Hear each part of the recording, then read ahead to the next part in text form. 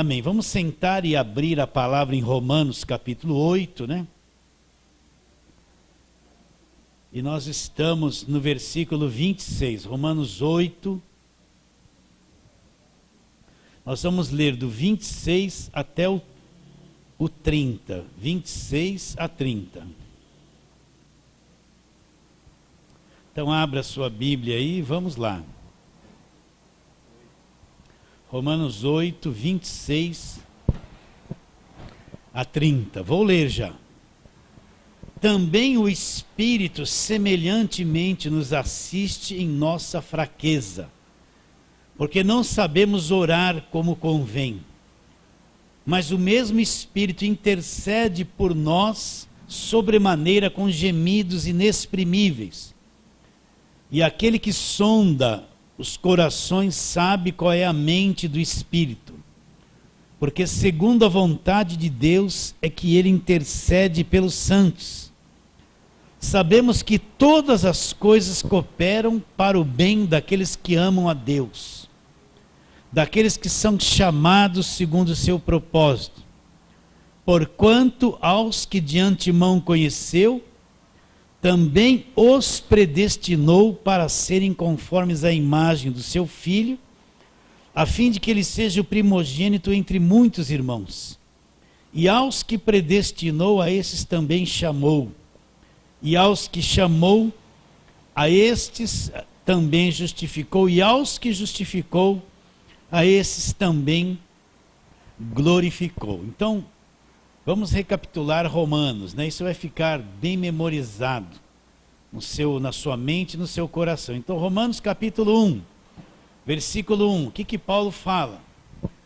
Paulo, servo de Jesus Cristo, chamado para ser apóstolo, separado para quê?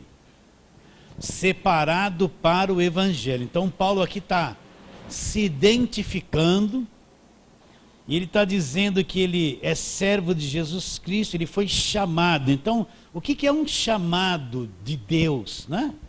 Então vamos recapitular a vida do apóstolo Paulo. Paulo estava perseguindo a igreja, estava com cartas para que se encontrasse nas sinagogas lá em Damasco alguém que era do caminho, da seita, que eles julgavam que o cristianismo era uma seita. Então ele prendesse essas pessoas e as levassem para Jerusalém. No caminho, ele não está buscando a Deus, ele não está procurando Jesus Cristo, ele é contra a igreja, é contra o cristianismo. Então, quando ele está indo no caminho, uma luz brilha, ele cai por terra, Jesus aparece para ele e fala: por que você está me perseguindo? E você já sabe bem essa história. O que aconteceu? Ali no caminho ele teve uma revelação de Jesus Cristo, ele foi chamado para o ministério. Então veja esse ponto, ó. Paulo era contra a igreja, ele não estava buscando Jesus Cristo, ele era contra Jesus Cristo. É um jovem com coração irado, quer prender os cristãos, mas ali naquele caminho Jesus aparece para ele, fala com ele, ele fica cego, ele recebe um ministério de pregar o evangelho do Senhor Jesus Cristo. Então ele foi chamado, ele estava indo contra Deus, mas ele teve uma revelação de Deus, e ele foi chamado por Jesus Cristo. Então o que é uma pessoa chamada? É uma pessoa que Deus se revela a ela, Deus se manifesta a ela. Por exemplo, Abraão, lá no comecinho, Abraão era idólatra, toda a família dele era idólatra, ele vivia na terra de Ur dos Caldeus. O que aconteceu? No meio daquela idolatria, Deus se revelou para ele e mandou que ele largasse toda a parentela, né?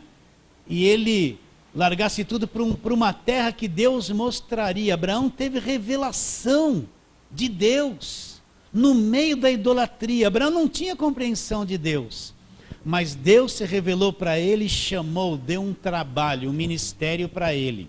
Então o que é uma pessoa chamada por Deus?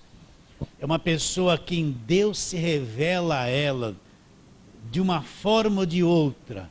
Ela tem uma revelação de Deus, ela tem uma visão de Deus, e Deus comissiona ela para um trabalho, para realizar uma obra.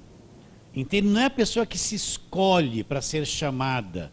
É uma ação de Deus que chama a pessoa. Vocês estão entendendo isso? Então Paulo está dizendo, olha lá, servo de Jesus Cristo, chamado para ser apóstolo. Agora Paulo foi separado para quê? Separado para o evangelho. Paulo não foi chamado para pregar a lei de Moisés. Paulo não foi chamado para pregar o Velho Testamento, o judaísmo de ponta a ponta. Paulo foi chamado para pregar o evangelho. Quando começa o evangelho? O evangelho começa com a vinda de Cristo ao mundo. O Velho Testamento todo, eles estão debaixo de lei, eles vivem debaixo de lei, eles são governados pela lei, mas quando Jesus Cristo vem, ele cumpre a lei. Então se inicia o evangelho. Então Paulo foi uma pessoa separado para o, evangelho. As boas novas de grande alegria. Agora, como Paulo servia a Deus? Olha o versículo 9 do capítulo 1. Porque Deus a quem sirvo em meu espírito, no evangelho de seu Filho. Então, como Paulo servia a Deus? Ele servia a Deus no espírito, espírito humano, nascido de novo. Então, eu só posso servir a Deus no espírito. Deus procura os verdadeiros adoradores que vão adorá-lo como? Com o corpo? Não. Com a alma, com as emoções? Não. Os verdadeiros adoradores adoram o Pai em espírito. Quando Jesus falou para Nicodemos, Jesus falou para Nicodemos, se alguém não nascer de novo, não pode ver o reino de Deus e nem entrar. Então quem não nasceu de novo, não vê o reino e não entra. E depois no versículo 6 do capítulo 3 de João, o que ele fala? O que é nascido da carne é carne, mas quem nasceu do Espírito Santo é o quê? Espírito. Então entenda isso.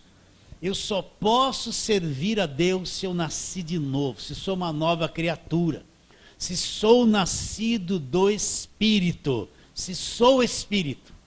O único meio de eu entender o Evangelho, a graça de Deus, ter uma visão clara da nova aliança, é eu nascer de novo. Se eu não nascer de novo, eu não entro no reino de Deus.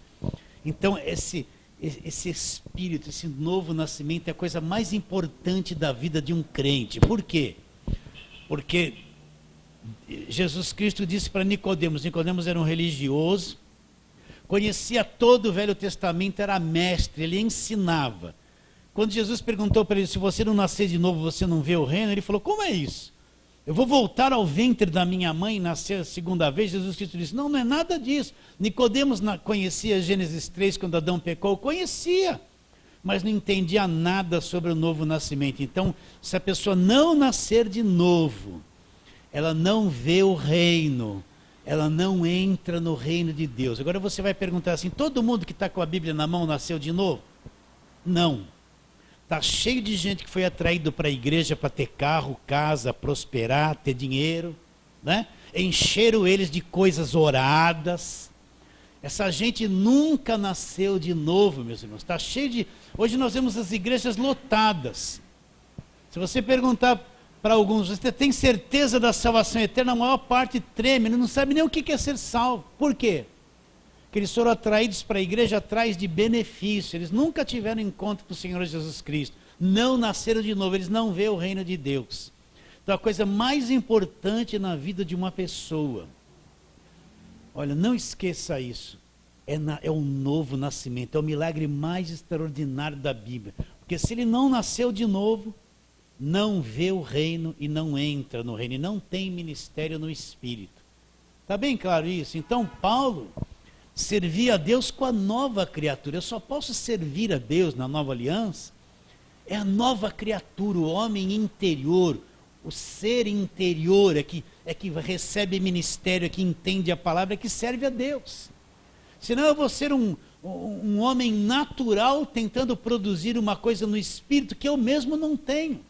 Posso fazer um seminário, decorar todas as matérias, ter tudo na mente, estar atrás de um púlpito e não ter nascido de novo. Eu sou um profissional da fé, o que mais tem hoje, e não ter nascido de novo, e não ver o reino e nem entrar nele. Consequentemente, aqueles que me ouvem não vão ver o reino e também não vão entrar nele. Por isso o novo nascimento é a coisa mais importante. Então Paulo fala o quê? Que ele servia a Deus no Espírito. Você entende essa linguagem ou não? Então é só a nova criação que serve a Deus. Continuando, chegamos no versículo 16 e 17 do capítulo 1. Aí Paulo fala: porque não me envergonho do Evangelho, porque o Evangelho é o quê? O poder de Deus. Então o que é o Evangelho?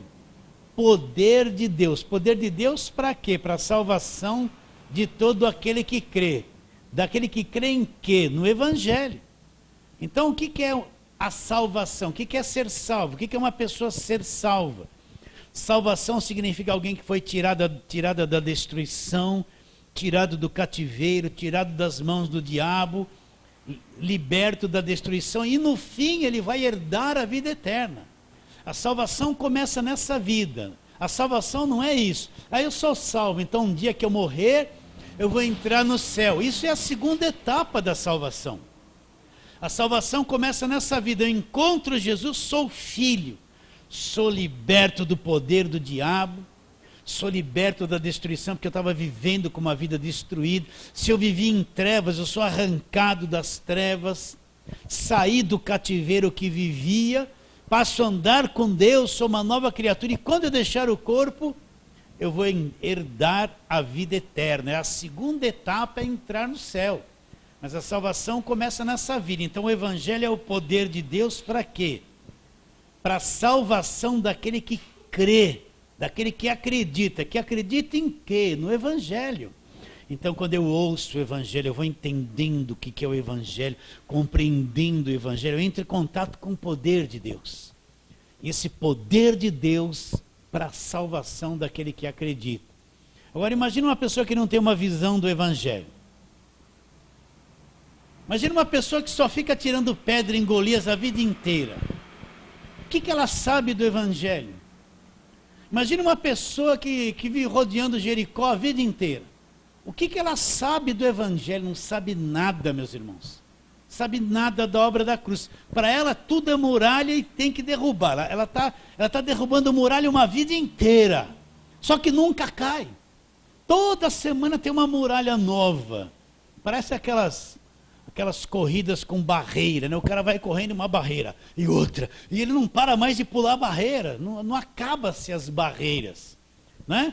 Então eu posso falar muita coisa do Velho Testamento e a pessoa nunca ter uma compreensão do que é o Evangelho. Mas quando eu vou pregando Jesus Cristo, a obra da cruz, o que ele fez, vou explicando as cartas do Novo Testamento para as pessoas compreenderem. Então o poder de Deus se manifesta para a salvação na vida dessas pessoas. Então ele fala assim: pois não me envergonho do Evangelho, porque é o poder de Deus para a salvação de todo aquele que crê, primeiro do judeu e também do grego. Visto que a justiça de Deus se revela onde? No Evangelho, de fé em fé, como está escrito, o justo vai viver como? Pela sua própria fé. Por que ele fala de fé em fé? Porque a fé é uma coisa progressiva, conforme eu vou compreendendo a palavra, então eu vou crescendo na fé. A fé, sim, é que nem eu ir subindo alguns degraus. Então, eu vou crescendo na palavra, eu vou crescendo na fé. Quanto mais eu vou aprendendo a palavra, mais a minha fé vai ficando amadurecida. Então é de fé em fé, de fé em fé. A minha fé pode alcançar 2 metros, mas conforme eu vou crescendo na palavra, um dia ela vai estar alcançando 1 quilômetro. Conforme eu vou crescendo na palavra, um dia ela está alcançando 5 quilômetros. O alcance dela vai mais longe. Vocês estão entendendo isso ou não? Conforme eu vou entendendo a palavra, então o alcance da fé, ele vai caminhando, ele vai caminhando, ele vai caminhando e vai crescendo. Por isso que é de fé em fé. Entende? Então veja bem, como eu posso ter uma grande fé se o conhecimento da palavra é pequeno? Pensa nisso. Como eu posso ter uma grande fé se eu conheço isso aqui da palavra? A fé vem como? Pelo ouvir. Ouvir o que? A palavra de Deus. Então eu vejo muitas pessoas querendo ter uma grande fé. Quando você vai ver, elas não conhecem o Evangelho, não têm uma visão da obra da cruz.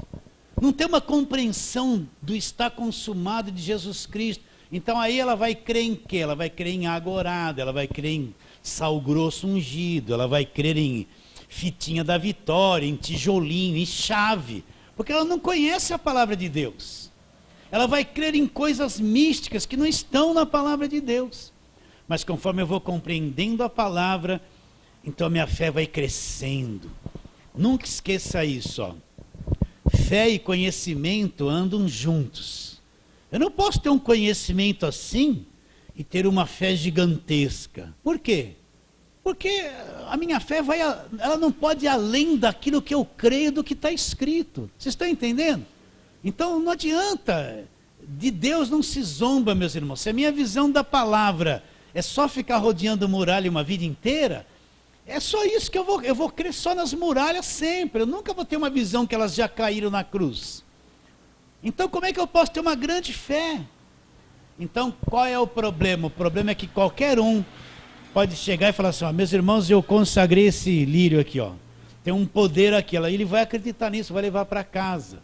Porque ele não conhece a palavra de Deus. Ele não conhece. Então ele fala, de fé em fé, como está escrito, o justo viverá como? O justo vai viver pela fé do apóstolo? O justo vai depender da fé do pastor?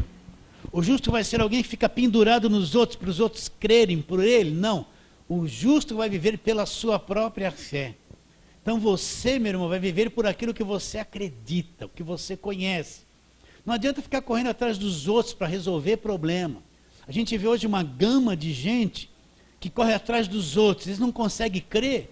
Então eles procuram as pessoas especiais, aquele que vê tudo, outro que revela, aquele que... E fica, faz alguma coisa por mim, usa a sua fé aí. Engano, cada um vai viver pela sua própria fé. Você aceita isso?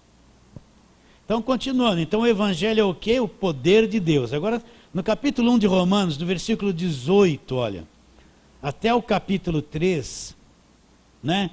Versículo 20, o que Paulo vai explicar aqui? Ele vai mostrar o estado de escravidão do ser humano, ele vai mostrar o estado de pecado, o que o pecado trouxe para todo o nosso sistema, trouxe para toda a raça humana. Ele vai mostrar aqui a mente do homem, uma mente destruída, um estado emocional destruído. Ele vai começar a mostrar a incapacidade da carne de servir a Deus. Ele vai mostrar toda a raça humana estragada. Então, o que é o pecado? Nunca esqueça isso. Eu cometi um erro ali, é o pecado. Não, o pecado é um sistema de destruição, de corrupção, que entrou no mundo através do Adão. Romanos 5:12 fala o quê? Por um homem entrou o pecado no mundo. Pelo pecado entrou a morte passou para todos os homens porque todos pecaram. Então o pecado é um sistema de destruição que entrou por Adão, pelo primeiro casal. Passou para toda a raça humana, trouxe uma maldição para o planeta inteirinho. Então quando eu falo em pecado, não é só cometer um erro. O homem é errado. O homem está estragado, está contaminado. Toda a raça humana é estragada, é destruída. Tem um estado emocional doente. Está presa no corpo do pecado, que é o corpo da morte, que vai morrer. E por ela ser destruída, é que ela pratica o mal, se mata, se destrói, se contamina. Então Paulo agora vai começar a tratar desse assunto. Até o capítulo 3, versículo 20, ele vai mostrar que o homem está corrompido, destruído, estragado, e não tem forças para sair dessa situação. Ele vai mostrar que não há um justo sequer, que todos estão contaminados, destituídos da glória de Deus. Ele vai mostrar a mente do homem estragada, um estado mental reprovável. Ele vai mostrar a corrupção que existe. Quer ver? Eu quero ler alguma coisinha aqui, no capítulo 3, só para você, versículo 10, ele fala assim, ó, como está escrito, não há um justo sequer, não há quem entenda, não há quem busque a Deus, olha lá, todos se extraviaram, e a uma se tornaram inúteis, não há quem faça o bem, não há um sequer, a garganta deles é sepulcro aberto, com a língua urdem engano, veneno de víbora está nos seus lábios, A boca eles a têm cheia de maldição e amargura. Os seus pés velozes para derramar sangue. Nos seus caminhos há destruição e miséria. Desconhecem o caminho da paz, não há temor de Deus diante deles. Então, quando eu leio esse versículo, todos se extraviaram e a uma se tornaram inúteis, né? Não há quem faça o bem, não há um sequer. Então, Paulo está dando com clareza o estado do homem, todos se tornaram perdidos. Então, quando você vê essa gama de suicídios, de homicídios, essas coisas todas que estão acontecendo no planeta, a poluição do planeta, as bombas atômicas, o homem tentando com todo o seu esforço resolver o problema, mas não tem controle. Quando você vê as crianças passando fome, esse monte de doenças que existe, um irmão matando outro irmão, essa violência que está aqui na cidade de São Paulo e no mundo todo, não é? Então você vai lembrar, o homem é destruído, ele é corrompido. É por isso que ele produz toda essa corrupção. Então Paulo vai mostrar claro, do capítulo 1, versículo 18 até o versículo 20 desse capítulo 3, Paulo vai mostrar que o homem está estragado e destruído, ele não busca Deus, ele está condenado. E Paulo vai mostrar a incapacidade do homem sair dessa situação por si mesmo. Ele pode criar um monte de religião, mas a carne é incapaz de resolver o problema do pecado. A carne é incapaz de destruir a parede da separação entre o homem e Deus. Então, qual é o plano de Deus? Por não ter um justo na terra, todos estão estragados. Então o próprio Deus, na pessoa de Jesus Cristo, ele vai se fazer carne. Deus vai se fazer homem, assumir um corpo humano. Ele vai nascer de uma virgem, ele tem uma mãe humana, mas ele tem um pai sobrenatural que é Deus. Ele tem uma mãe natural, mas um pai sobrenatural. Jesus Cristo vem de uma semente de Deus. Ele é gerado no ventre de Maria e ele nasce sem pecado. É o cordeiro puro, limpo, sem mancha. É o único capaz de quebrar esse poder do pecado com o seu sacrifício. É o único capaz de tirar o homem dessa escravidão. O homem pode ser religioso, bem educado, mas ele está debaixo de condenação. E nenhum homem é capaz de romper essa coisa chamada pecado. Então o próprio Deus vem na forma de homem. Ele vem ao mundo, ele vai ser reconhecido em figura humana, e ele vai ser o Cordeiro de Deus, o sacrifício perfeito, o único capaz de quebrar o poder do pecado e a parede da separação ser retirada. Então nunca esqueça isso, meu irmão. Meu irmão, não esqueça isso. Hoje em dia nós vemos tantas coisas que prometem libertar o homem. Faça isso, faça aquilo, vem aqui, vai ali. Nós vemos uma multidão correndo atrás do vento. A única coisa que liberta o homem e salva o homem é o que Cristo fez na cruz e o seu sangue derramado. O resto é religião.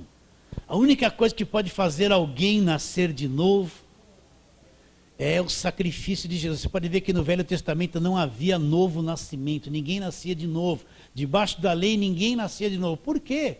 Porque todo aquele sacrifício, aquele sangue de animais era uma sombra do que Cristo faria. Então ninguém nascia de novo no Velho Testamento, mas no Novo Testamento foi possível o homem nascer de novo. Por quê? Por causa do sacrifício de Jesus, do seu sangue. O sangue da nova aliança que foi derramado, o Cordeiro de Deus que tira o pecado do mundo. Então o que liberta o homem é quando ele olha para a cruz, ele crê no que Cristo fez, ele enxerga, olha o Cordeiro de Deus que vai tirar o pecado do mundo. Ele entende que aquele sangue era um sangue puro. A genética do sangue de Jesus não era a genética nossa, de um homem pecador. Jesus Cristo, geralmente, se você fizer um exame de DNA, o grupo sanguíneo do filho é do pai. Sim ou não?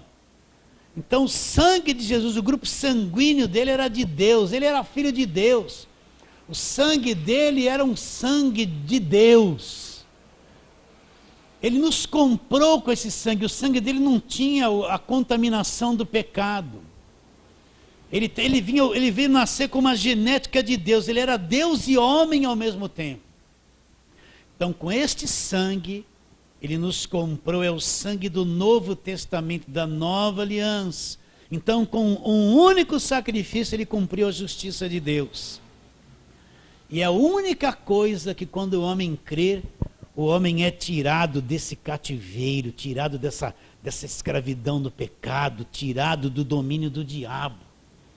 Entenda isso, como é difícil encontrar alguém que vá na televisão pregar essas coisas, que vai no rádio e explica essa verdade. É difícil, é raro ouvir alguém dizer isso. Então entenda, vou repetir de novo. Pastor, como eu posso sair dessa escravidão que eu herdei de Adão chamada pecado? Como eu posso romper com essa desgraça, com essa maldição? Se eu me tornar uma pessoa religiosa, vai acontecer alguma coisa? Não vai. O único meio de eu sair disso, ser liberto do cativeiro, é quando eu olho para Jesus, creio nele, recebo ele, acredito no sacrifício dele, então se cumpre em mim essa libertação, esse sistema de escravidão que entrou no mundo. Você entende isso? Bem ou não? Entende isso ou não? Então, depois de Paulo explicar tudo isso, então Paulo deixa claro que o único meio de sair desse sistema é crer em Jesus Cristo. Então, do versículo 23, 21, do capítulo 3 em diante, o que Paulo vai explicar? Que o homem não é justificado por obras de lei, o homem não é justificado por obras próprias. O homem é justificado pelo Senhor Jesus Cristo e aquilo que ele fez na cruz do Calvário. O que é uma pessoa justificada? Vou dar o mesmo exemplo. Você devia 100 mil reais. Não tinha com que pagar. Seu credor está com toda a documentação e vai te pôr na cadeia por 100 anos. Você deve, você não tem poder para quitar isso. Alguém fica sabendo do que você deve, assume o teu lugar com o dinheiro dele. Ele vai para o credor, paga a tua dívida. Ele não deve nada, quem deve é você, mas ele assume o teu lugar, paga o que você deve e te liberta da prisão do cativeiro. Pega lá, nota promissória, tudo que você assinou, rasga, joga fora. Ele não devia nada, mas ele pegou os recursos dele e pagou aquilo que você devia e você ficou livre do cativeiro. A partir de agora o teu nome está limpo na praça, você não deve mais nada para ninguém. E você fala assim, mas eu não fiz nada, não fez. Mas alguém assumiu o teu lugar e fez por você o que você não poderia fazer. Então isso que Cristo fez. Essa pessoa que devia ser mil não deve mais nada, ela foi justificada. O nome dela foi limpo de todo o cartório, de tudo, do SPC, tudo. Ela não fez nada para merecer aquilo. Ela era devedora, alguém assumiu o lugar dela e fez por ela. Ela foi justificada do que devia. Então, Paulo vai começar a explicar que Cristo ele veio nos justificar. O que é um justificado? É alguém que não pesa sobre ele mais a condenação. Alguém que a dívida foi paga na cruz do Calvário. É alguém a quem Deus olha agora e declara ele justo, não porque ele fez alguma coisa, mas porque ele acreditou naquilo que Cristo fez. Então, eu não tinha condições de saldar a minha dívida, de saldar o meu pecado. Você não tinha condições. Mas Cristo assumiu o meu lugar, o seu lugar. E na cruz do Calvário ele pagou o que eu devia. Colossenses 2, 14 e 15 fala o quê? Que o escrito da dívida que era contra nós, que constava de ordenanças, nos era prejudicial, ele encravou inteiramente na cruz. Então o que eu devia, o que você devia, o escrito de dívida, que eram os pecados que a lei acusava, você é condenado. Quando Cristo vai para a cruz, ele crava o escrito da dívida na cruz. E quando eu creio nisso, a minha dívida foi paga lá. e eu não devo mais nada. Fui justificado, não porque eu fiz alguma coisa boa, mas porque ele fez por mim o que eu não poderia fazer. E eu recebo de graça, pela fé, crendo no que ele fez. Eu recebo a justificação e o perdão de todos os meus pecados. Isso não é por obras. Hoje em dia nós vemos as pessoas se matando em fazer coisas para ter um benefício de Deus, que Deus nos deu em Cristo de graça. Nós vemos um fardo sendo posto em cima da igreja. Faz isso, faz aquilo, paga preço, faz sacrifício, faz voto, faz isso, faz aquilo, e faz. Nós vemos uma multidão correndo atrás de fazer coisas para tentar se justificar diante de Deus. E eles desprezam a justificação que é dada de graça, através do sangue de Jesus derramado na cruz do Calvário. Então Paulo vai começar a explicar agora que o homem não é justificado por obras, por coisas que ele faz, ele é justificado por aquilo que Cristo fez. Aí ele vai entrar no capítulo 4, ele vai pegar o pai da fé, Abraão. Abraão teve muitas obras boas. Há quem hoje prega muito sobre Abraão. Há quem pregue que Abraão sacrificou o filho, e o sacrifício hoje é dar todo o teu dinheiro. Mas Abraão, Paulo fala, não foi justificado por obras, ele foi justificado pela fé. Antes de qualquer obra que ele teve, primeiro ele creu em Deus, isso lhe foi imputado para a justiça. As obras foram uma consequência da justificação. Então agora Paulo vai pegar o capítulo 4 inteirinho. Ele vai explicar que Abraão não foi justificado por obras. Ele, antes de qualquer obra, ele creu, ele foi justificado pela fé que ele teve. Então Paulo vai trabalhar o capítulo 5 também explicando sobre a justificação. No capítulo 5, versículo 12 em diante, Paulo vai fazer um paralelo de Adão e Cristo. Depois você lê isso. Ele vai falar, por Adão entrou o pecado e a morte no mundo, mas em Cristo entrou a vida e o perdão dos pecados. Por Adão entrou a condenação, por Cristo entrou o perdão. Por Adão entrou a escravidão, por Cristo entrou a libertação. Ele vai fazendo um paralelo de Cristo e Adão. Aí quando chega no capítulo 6, Paulo vai mostrar que quando Cristo morreu na cruz, tudo isso para chegar onde nós lemos, né?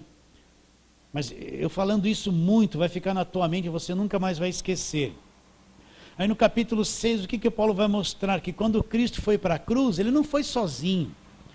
Ele levou toda a raça humana com ele e todos foram julgados ali na cruz. Olha o versículo 6 do capítulo 6. Capítulo 6, versículo 6. Sabendo isso, que foi crucificado com ele o nosso velho homem, para que o corpo do pecado seja destruído e não servamos mais o pecado como escravo. Porquanto quem morreu está justificado do pecado. O que o Paulo está explicando? Que quando Cristo foi para a cruz, ele não estava sozinho. Deus olhava e via toda a raça humana sendo julgada e castigada em Jesus. Quando Adão pecou, só existia o primeiro casal, mas eles eram cabeça da raça humana. Eles pecaram, a raça humana nem havia nascido, só eles dois, e todo mundo nasceu condenado pela culpa de Adão. Eu nasci milhares de anos depois, já nasci condenado, não tive nem opção. Adão teve lá o livre-arbítrio no começo, de não comer da árvore do conhecimento do bem e do mal, mas eu não tive essa chance, eu já nasci condenado por causa dele. Então por um homem entrou todo o mal, mas por outro homem na cruz, Deus vai desfazer todo o mal que entrou por Adão. Então quando Cristo está na cruz, é como se Deus pegasse toda a raça humana e pusesse nele. E quando ele está sendo julgado ali, o pecado está sendo julgado, na ótica de Deus, toda a raça humana está sendo cravada e julgada ali na cruz do Calvário.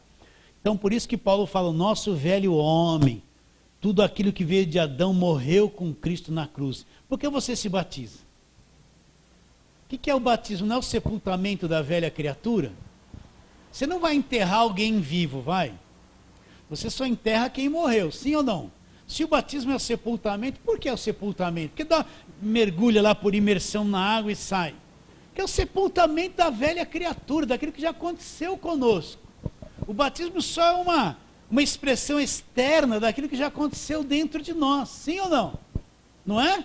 Por isso que nesse capítulo 6 ele fala a respeito do batismo. Então nós morremos com Cristo, Paulo explica isso. Aí chegamos no capítulo 7, eu estou correndo. Paulo vai explicar que nós morremos para a lei. Olha lá o versículo 4, assim meus irmãos, também vós, morrestes relativamente à lei por meio do corpo de Cristo, para pertencerdes a outro, a saber, aquele que ressuscitou dentre os mortos, a fim de que frutifiquemos para Deus. Versículo 6. Agora, porém, libertados da lei, estamos mortos para aquilo que estávamos sujeitos, de modo que servimos em novidade de espírito e não na caducidade da letra. Nós temos que entender que nós somos a igreja do Novo Testamento. A igreja veio a existir no Novo Testamento. No Velho Testamento não tem uma vez essa palavra igreja. Tudo girava em torno do povo de Israel e da lei. Mas no Novo Testamento surge a igreja. A primeira vez que essa palavra igreja é citada é em Mateus 16, onde Jesus Cristo fala: as portas do inferno não prevalecerão contra a minha igreja. Sobre esta pedra que é Cristo edificarei a minha igreja, e as portas do inferno não prevalecerão contra a igreja. Então a igreja surge no Novo Testamento. É uma coisa do Novo Testamento. Você não toma ceia. Então quando você toma a ceia, o que o pastor fala? Este cálice é o cálice do Novo Testamento, da nova aliança. O crente toma a ceia e não entende que a igreja, ela vive na nova aliança. Então o que Paulo explica no capítulo 7? Que nós morremos para a lei. Todo aquele sistema antigo da lei, ele se cumpriu em Cristo. Acabou em Cristo, o fim da lei é Cristo. Eu não posso hoje pegar a igreja e voltar ela para o judaísmo e ficar levando ela a praticar as mesmas coisas que os judeus faziam. É o que mais você vê hoje. O que você vê hoje? Você não vê a turma pregando as cartas de Paulo. Você vê a turma só prega o Velho Testamento. Você vê que a turma, toda a pregação é levar o povo a praticar o judaísmo, as promessas do povo judeu, a voltar a fazer aquilo e a voltar a fazer a mesma coisa. Não é verdade? Vocês não veem isso? Então nós temos que entender que o fim da lei é Cristo. Então quando Cristo vem, ele é o último sacrifício da lei. O sangue dele vai estabelecer a nova aliança, vai cumprir a justiça de Deus. Então quando Cristo vem na cruz, ele é o último sacrifício da lei. O fim da lei é Cristo, ele cumpre tudo e se começa uma nova aliança no sangue dele. Este é o cálice da nova aliança no meu sangue. Então a partir disso vai surgir a igreja. Agora Deus, ele vai alcançar o mundo todo com a pregação do evangelho. Aí surge a igreja, os nascidos de novo, o povo da nova aliança. Então nós morremos para a lei, você tem que entender, nós não vivemos debaixo mais da lei. Por isso que praticar festas judaicas não tem nada a ver com a igreja. Os sacrifícios da velha aliança não tem nada a ver com a igreja. Os votos da velha aliança não tem nada a ver com a igreja. O ministério levítico deixou de existir, acabou. Entende isso? Leia Hebreus 7. Ali é o fim do ministério levítico. Acabou, não existe mais. Nós vivemos no Novo Testamento, no sangue do Senhor Jesus. É difícil fazer o povo entender isso. Então nós vemos a igreja hoje voltando para o judaísmo. E ela fica praticando as mesmas coisas que os judeus praticaram. Posso falar com você? Olha, nós vamos ver a igreja ainda rodeando Jericó. Mas Jericó já caiu na cruz do Calvário há muito tempo. Nós vamos ver a igreja ungindo pedra para atacar num gigante imaginário. Mas o gigante já caiu há muito tempo. Nenhum dos apóstolos do Novo Testamento levou alguém a rodear Jericó. Levou alguém a fazer campanha para derrubar um gigante. Entenda isso, meus irmãos. Leia as cartas de Paulo, enxergue a nova aliança. Nenhum dos apóstolos do Novo Testamento levou o povo a fazer votos e sacrifícios da velha aliança. Nenhum dos apóstolos, e eles eram judeus, eles conheciam a velha aliança.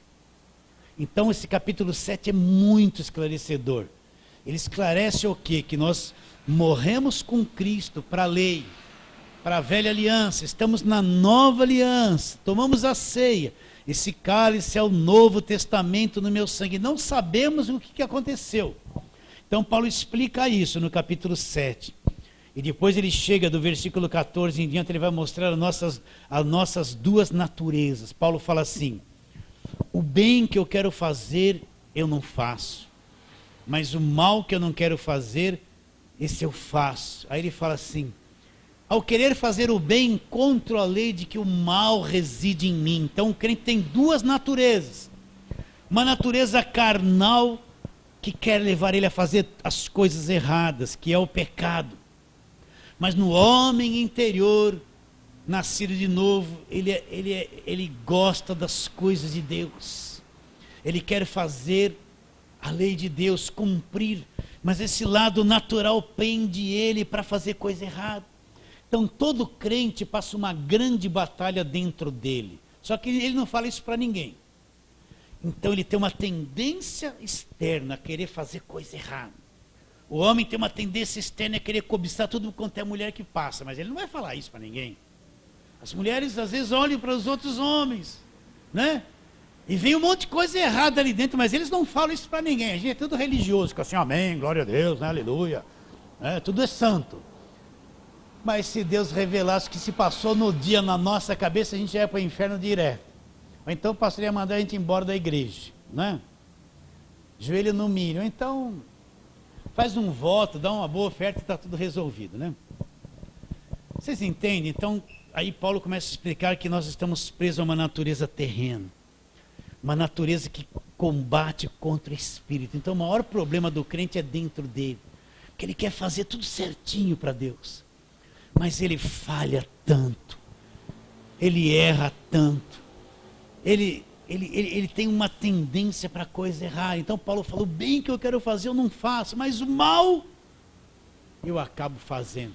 Acorda amanhã é sábado, você acorda assim, 6 horas e fala assim: eu não vou ter nenhum pensamento impuro. Os homens falem assim: eu não vou ser tentado a olhar para mulher nenhuma. A mulher fala assim: eu não vou ser tentado a olhar para homem nenhum. Eu vou tratar todo mundo bem, com amor. Eu vou tratar minha esposa com amor, né? Eu vou ser calmo até 6 horas da tarde. Eu não vou fazer nada de errado. Quando bater o meio-dia, faz um balanço se a tua mente, se você não pensou nada errado, se você não se irritou, se não perdeu a paciência, se não olhou para sua esposa e se irritou, se não olhou para o marido. Você não consegue ser perfeito. Então Paulo está mostrando aí essas duas naturezas que nós temos. Então ele vai falar, ali ele fala assim, versículo 24: desventurado, ó miserável homem que sou, do capítulo 7, quem me livrará do corpo dessa morte? Aí ele fala: graças a Deus pelo nosso Senhor Jesus Cristo, de maneira que eu de mim mesmo, com a mente, com o meu espírito, sou escravo da lei de Deus, mas na minha carne eu sou escravo o quê? Da lei do pecado. Aí depois Paulo fala: ainda que eu viva tudo isso, eu não estou mais debaixo de condenação. Aí ele entra no capítulo 8, agora pois nenhuma condenação há para os que estão, e vai explicar que o homem não é condenado, que ele é salvo. Ainda que ele sinta esse conflito todo, ele é uma pessoa salva, ele não é condenado, porque Deus sabe que ele está preso num corpo de carne e falha muito, é o crente que não sabe. Então o começo da vida de fé para o crente é um sufoco. Primeiro ele vive no primeiro amor, todo mundo é perfeito, o pastor é Deus, né? E depois ele começa a descobrir que ele tem problema, né? E muitos vão de sexta-feira falar: sai prostituição, mas ele não sabe que a prostituição está na carne dele. Ele vai expulsar o demônio da prostituição uma vida inteira dele. A prostituição não é um demônio, é a obra da carne, está lá em Gálatas 5.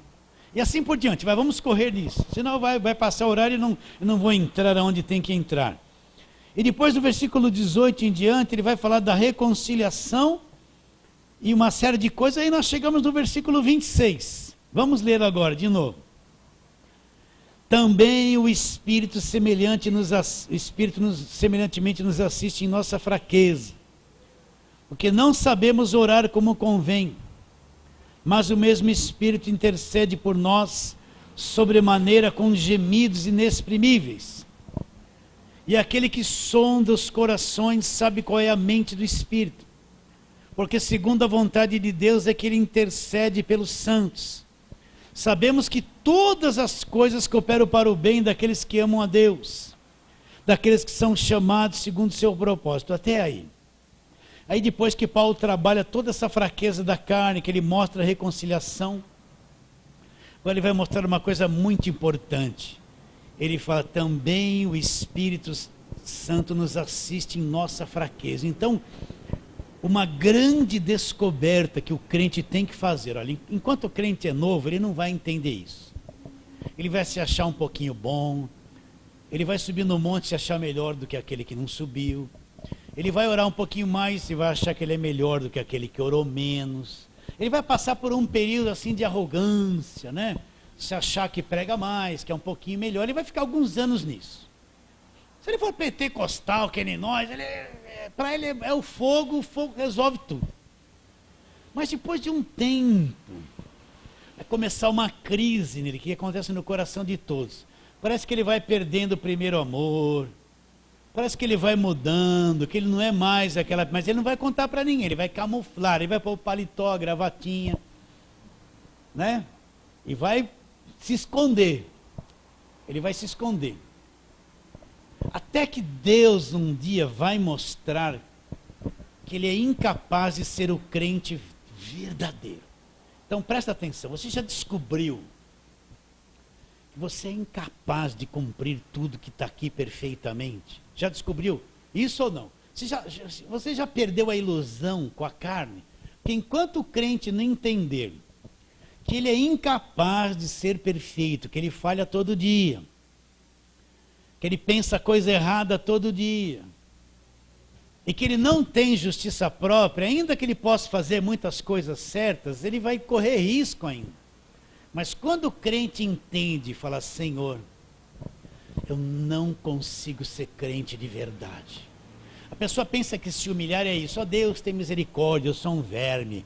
Aí ele põe a cara no chão e chora, né? Ele pensa que se humilhar é isso. Não é isso se humilhar. Isso é uma falsa humilhação. A verdadeira humilhação é quando ele chega diante de Deus e fala, Senhor, eu sou há 30 anos crente. Eu descobri que eu não consigo ser correto como a Bíblia pede. Se eu não depender de ti, eu não consigo. Você já chegou nesse ponto ou ainda acha que é alguma coisa? Tomara que você não ache que é alguma coisa. Tomara. Então chega num ponto, olha, só 35 anos crente. Mas um dia eu cheguei num ponto, olha, já era pastor e tudo, que eu entendi, Deus, eu vou tirar a minha máscara. Eu descobri que os meus jejuns todos não resolvem. Olha que eu fiz vários dias, 40 dias de jejum. Você já fez 40 dias de jejum? Eu já vivi que nem esse cano aqui, tanto de jejuar. Fiz várias vezes. Aí, Deus, eu já descobri que todo o meu jejum não resolveu o problema. Esse poder que fala do jejum, eu já estou descobrindo que não é bem assim. Já descobri que as 1000 vezes que eu subi no monte, eu gritei, virei cambalhota. Mas eu não mudei como tinha que mudar. Eu já dei dízimo, dei oferta, já vi que essas coisas não compram a mudança. Já fiz tudo, Senhor, já fui em consagração, já fui no café dos pastores, eu já fiz tudo, Deus.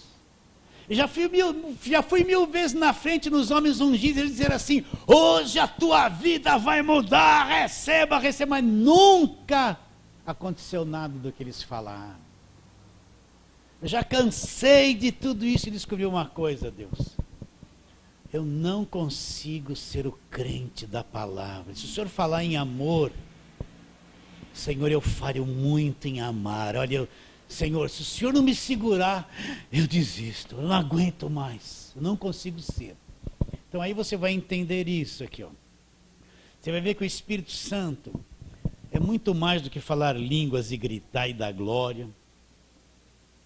Eu já chutei um monte de paredes no poder de Deus, viu? Já esmurrei chão, já dei glória, já gritei, já fiz tudo isso aí. E para muitos o Espírito Santo é só gritar ou sentir alguma coisa e nada mais que isso. Nada mais que isso. Para muitos o Espírito Santo é só a língua. Acabou a língua, na segunda-feira ele está em depressão. Ele passou o culto todo, glória a Deus. Na segunda-feira ele acorda deprimido. Parece que o Espírito Santo nem existe na vida dele. Mas ele não fala isso para ninguém, ele esconde. Se ele encontrar irmãozinho na rua, mesmo em depressão, ó glória, né? Mas não fala que ele está em depressão. O que te mantém crente? O que te sustenta? O que faz com que as promessas se tornem reais dentro de você? Você já descobriu que não é você? Então olha o que o apóstolo Paulo fala. Também o Espírito semelhantemente nos assiste em nossa fraqueza, porque não sabemos orar como convém. Então o que é prestar assistência? Vamos ver.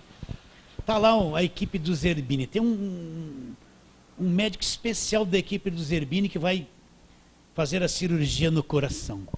Ele não está sozinho, ele tem um monte de gente que vão dar os instrumentos para ele, tudo que tem que fazer, ele me dá isso, me dá aquilo, faz isso, faz aquilo.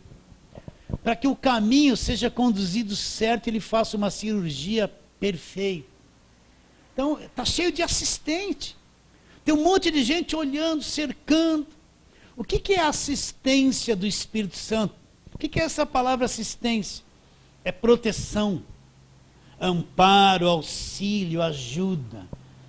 O Espírito Santo sabe da nossa fraqueza, da fraqueza da carne. Eu, como pastor, se ficar um segundo sem depender do Espírito Santo, eu vou fracassar. Coitado do homem que acha que é alguma coisa, que pensa ser alguma coisa. Pode estar numa igreja enorme, se ele se achar que é alguma coisa, que aquela igreja está assim por causa dele, porque ele, coitada dessa gente que não para igreja nenhuma, só vive de púlpito em púlpito dando show, para arrumar dinheiro e atrair multidão após si. Tem um monte de gente que fala que é missionário, que é profeta, que não é de igreja nenhuma. Eles são gente que dão aquele show, você viu um teatro, eles fazem um teatro para encher a igreja. Roda, pula, faz um montão de coisa, uma multidão corre atrás da gente. Ele pensa que é alguma coisa. Tem alguns pastores que chamam alguns para que essa gente consiga arrecadar muito dinheiro. Coitado daquele que se acha que é alguma coisa. Mas o Espírito Santo semelhantemente nos assiste em nossa fraqueza, porque não sabemos orar como convém. Você aceita isso? Então nós somos cheios de fraquezas, de defeitos. Você já enxergou que você é cheio de defeitos? Nós somos cheios de debilidade, meu irmão. Nós não conseguimos ser o crente verdadeiro. O único que foi perfeito foi Jesus Cristo. Por isso que o sacrifício dele foi o último, foi perfeito. O único que cumpriu a lei foi Jesus Cristo, e cumpriu por nós e nos libertou da lei. O único que nunca cobiçou, que cumpriu a lei, que não olhou para a mulher do próximo foi Jesus Cristo. O único que amou de verdade foi Jesus Cristo. Por isso que ele pôde fazer o que fez na cruz. Nem Davi, nem ninguém foi qualificado, nem Abraão, nenhum dos apóstolos foram qualificados, porque se tivesse um justo, Jesus não precisava ter vindo ao mundo. Ele foi o único perfeito.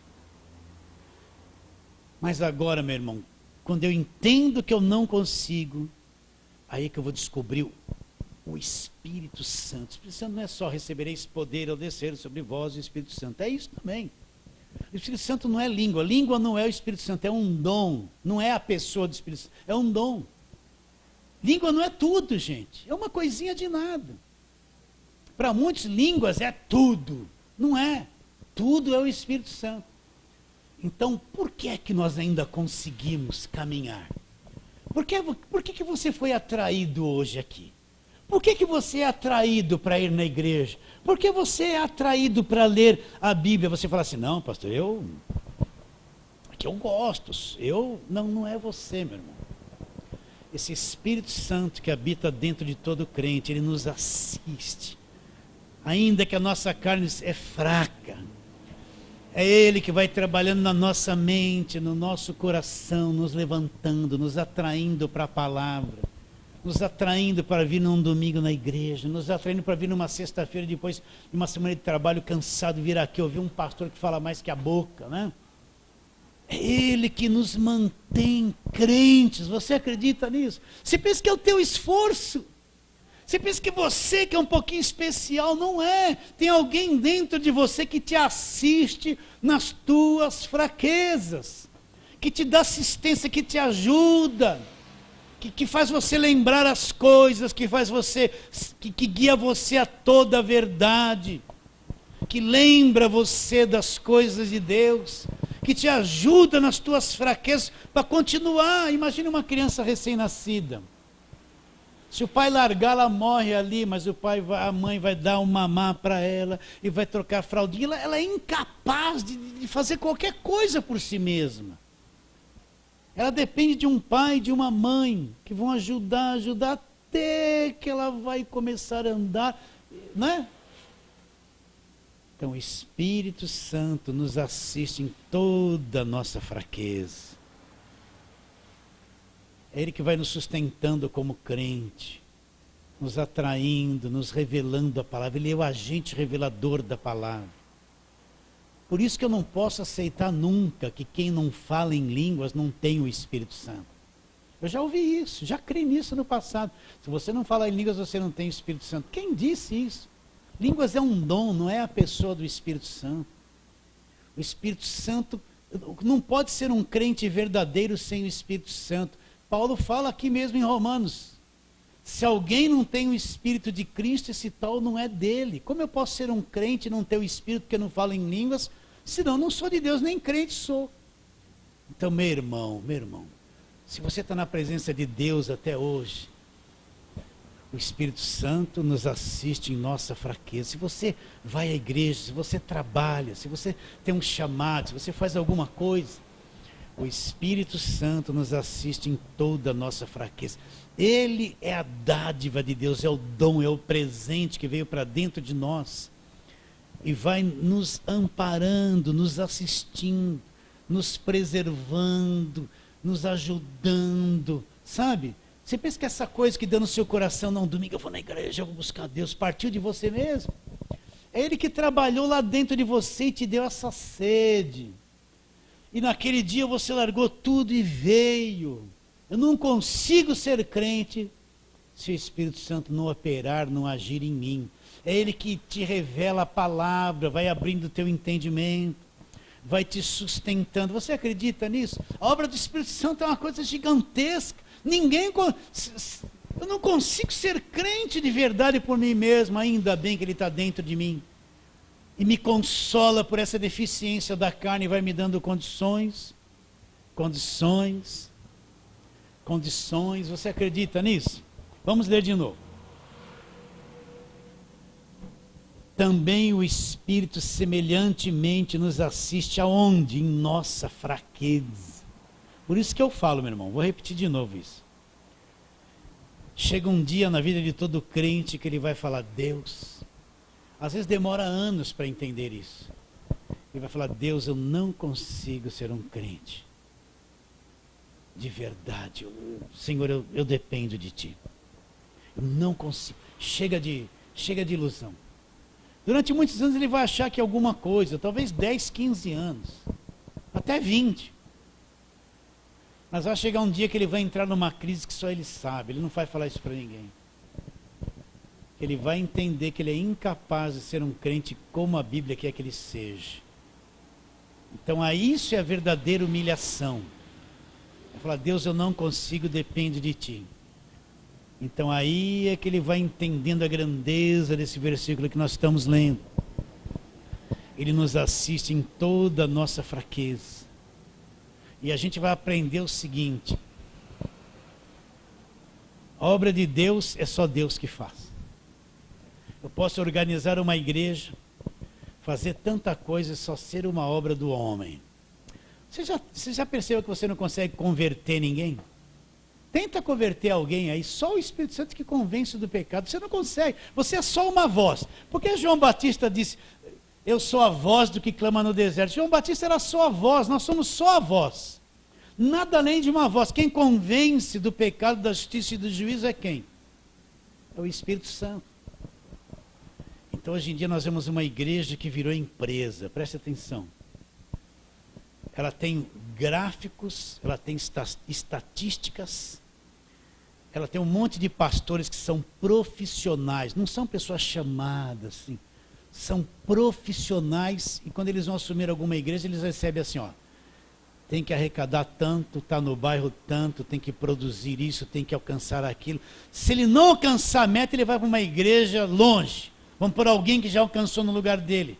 Já vão por uma meta de dinheiro para ele alcançar ali. Então ele vai ter que inventar 1001 coisa para arrancar o dinheiro da turma.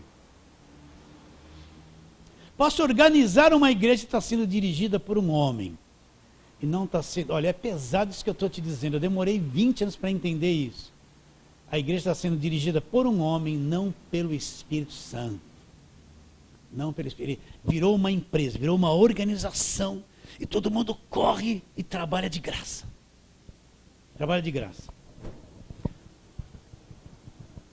O Espírito semelhantemente nos assiste em nossa fraqueza, porque não sabemos orar como convém, mas o Espírito intercede por nós sobremaneira com gemidos inexprimíveis. O que é interceder? Intervir, é pedir, rogar, suplicar em favor de alguém.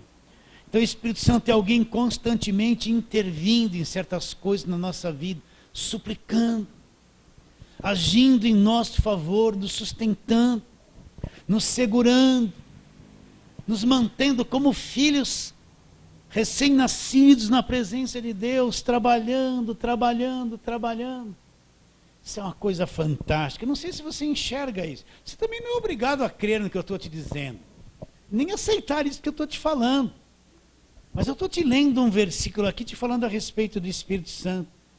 Você entende isso? Está vendo esse aspecto do Espírito Santo, meus irmãos? Ele é muito mais do que falar em línguas. Falar em línguas é só um dom. Ele é muito mais do que... Bom, eu nunca vi na Bíblia dizendo alguma coisa que Espírito Santo é calor e arrepio. Eu procuro o Novo Testamento inteirinho, ou então pega uma concordância bíblica, um dicionário bíblico, procura lá arrepio e calor. Você não vai encontrar nenhum no Novo Testamento dizendo que o Espírito Santo é arrepio e é calor. Não vai encontrar.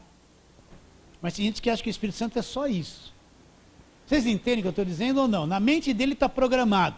O Espírito Santo é arrepio e calor e gritar. Só isso, não conhece mais nada do Espírito Santo. Mas ele está intercedendo, intervindo, nos sustentando, nos convencendo. Como é que você chega no ponto e fala, ó Senhor, eu me arrependo do pecado, eu pequei, eu maltratei meu irmão, fui grosso em falar assim. E se arrepende. Quem operou isso em você? Você acha que foi a sua boa vontade? Foi o Espírito Santo que operou em você e levou você a esse convencimento. Não é verdade? É o Espírito Santo que mostra o valor de uma vida. Igreja não é um monte de gente aglomerada que você tem que extrair coisas deles. É Ele que te mostra o valor de uma pessoa que é salva, que nasceu de novo. É Ele que põe no teu coração nunca explorar ninguém, enganar ninguém. Ter segunda intenção no teu coração, a fim de tomar alguma coisa de alguém da igreja. Um pastor não pode ter segunda intenção, falar uma coisa, mas no fundo é outra coisa que ele quer.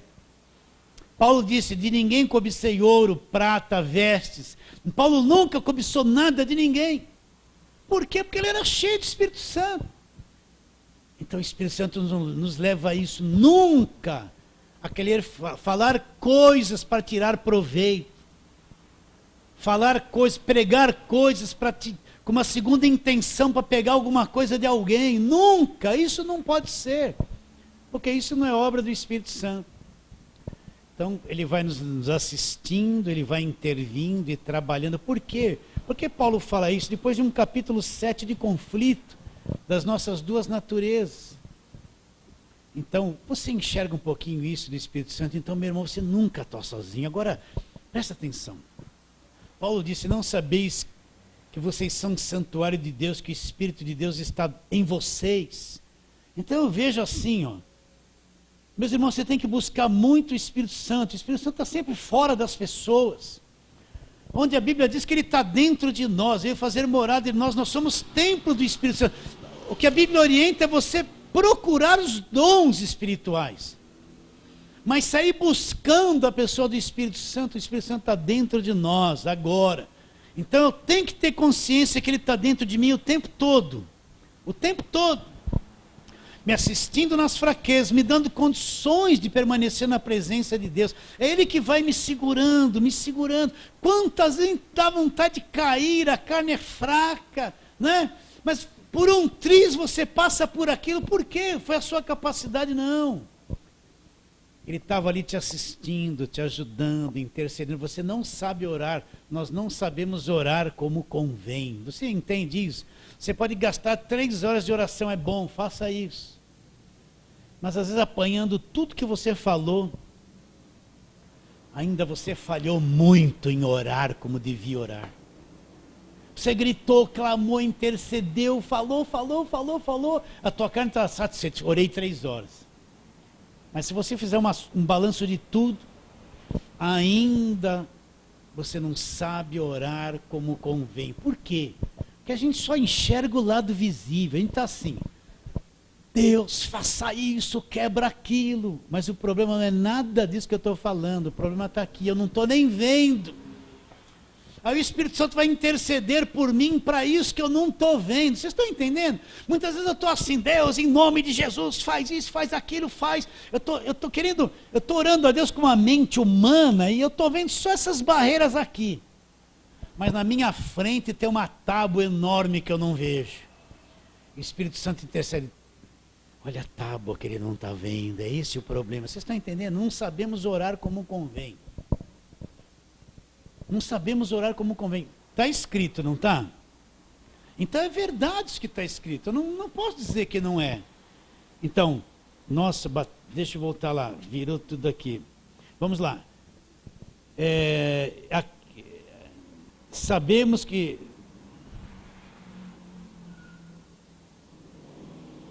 Nossa, onde está? Não sabemos orar como convém. Vou ler de novo. Também o Espírito Santo... semelhantemente nos assiste em nossa fraqueza, porque não sabemos orar como convém. Mas o mesmo Espírito intercede por nós sobre maneiras com gemidos inexprimíveis. Aquele que sonda os corações sabe qual é a mente do Espírito. Porque segundo a vontade de Deus, é que Ele faz o quê? Que Ele intercede por nós. Então, Ele intercede por nós como? Segundo a ótica de Deus, segundo a vontade de Deus. Não é segundo a nossa ótica, segundo a forma que Deus vê. Então Ele nos assiste em nossas fraquezas. As duas palavrinhas, né? Ele intercede e Ele assiste. Nós não sabemos orar como convém. E segundo a vontade de Deus, a forma que Deus vê, é que Ele intercede por nós, Ele intervém ao nosso favor. Está claro isso, queridos? Então, nós somos justificados, fomos salvos, estamos salvos, nosso velho homem foi crucificado, não há mais condenação para os que estão em Cristo Jesus. Passa esse conflito todo na carne, mas tenho a intercessão do Espírito, o Espírito que habita dentro de mim, que habita dentro de nós. Amém? Então, olha, quantas vezes rodeei a mulher de Jericó? Eu também. Então entenda o seguinte, querido, se você for no Novo Testamento procurar Jericó, você vai ver que tem lá o cego de Jericó. Jericó era um lugar possuído, e aquele cego sentado na beira do caminho, na entrada de Jericó, foi curado por Jesus. Foi ou não foi?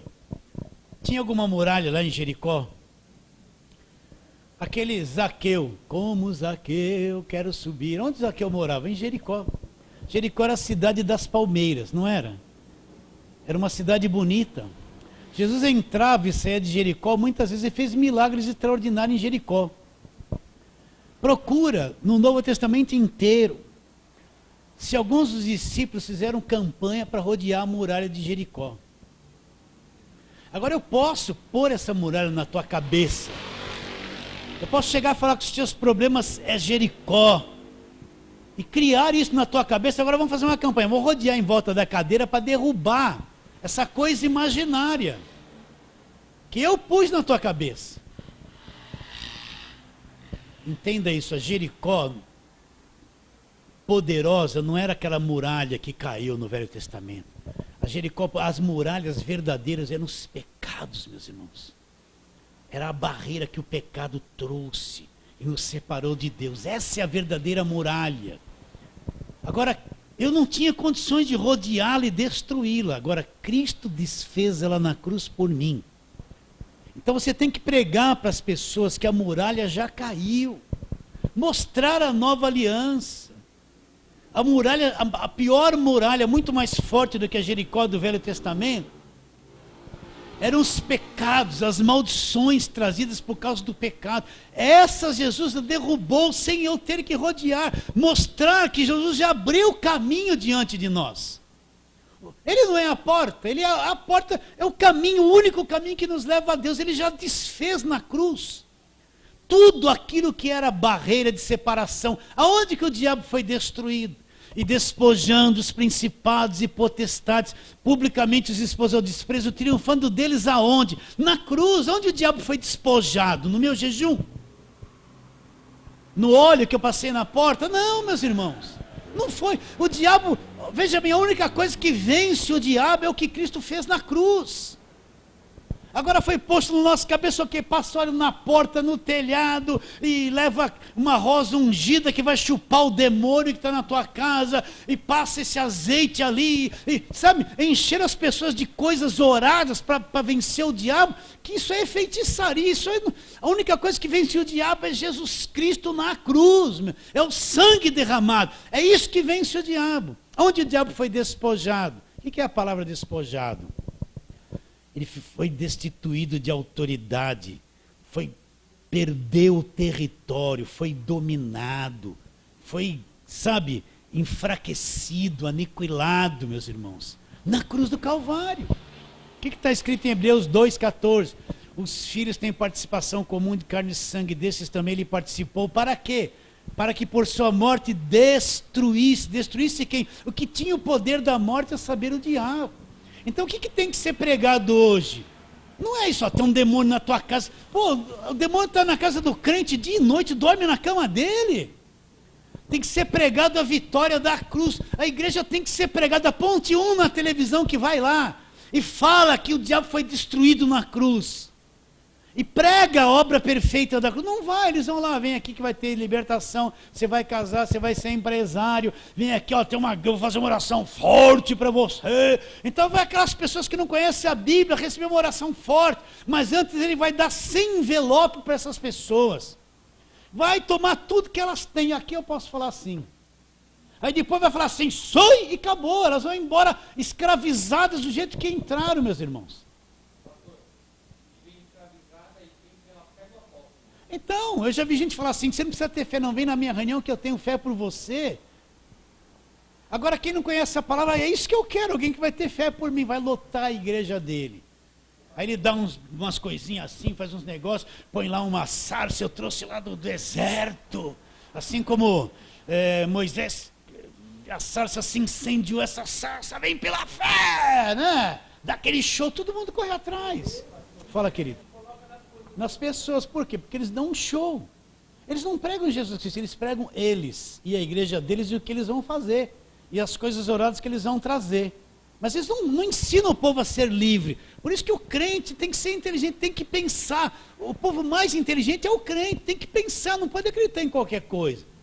Agora, se a gente priva as pessoas de pensar, se o povo pensar, eles perdem o domínio. Então a melhor coisa que um pastor tem que fazer é levar o povo a pensar, raciocinar, deixar o povo livre para pensar. Que eles vamos terminar, tá bom?